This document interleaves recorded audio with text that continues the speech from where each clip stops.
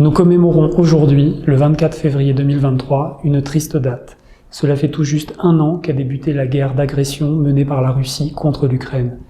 L'offensive russe est inacceptable et illégitime. En envahissant l'Ukraine, la Russie a violé plusieurs principes fondateurs de la Charte des Nations Unies, les principes de l'intégrité territoriale et de la souveraineté nationale.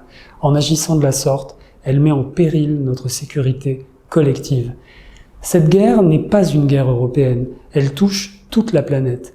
Tous les pays, y compris ici en Indonésie, en ressentent les conséquences calamiteuses. La Russie porte l'entière responsabilité de la crise alimentaire, de la hausse du prix des matières premières, de l'affaiblissement de la Charte des Nations Unies. La Russie ne peut ni ne doit gagner cette guerre, parce qu'on ne peut accepter la banalisation du recours illégal à la force. Sinon, c'est toute la sécurité européenne et plus généralement la stabilité mondiale qui serait remise en cause. Notre travail aujourd'hui pour la paix, c'est d'empêcher cette fracturation du monde. Ce conflit doit cesser et à cet égard, la position française n'a jamais changé. Nous œuvrons pour un retour à la paix. Ce que nous pensons, c'est qu'il revient aux Ukrainiens de déterminer les conditions d'une résolution du conflit et de la restauration de l'intégrité et de la souveraineté territoriale.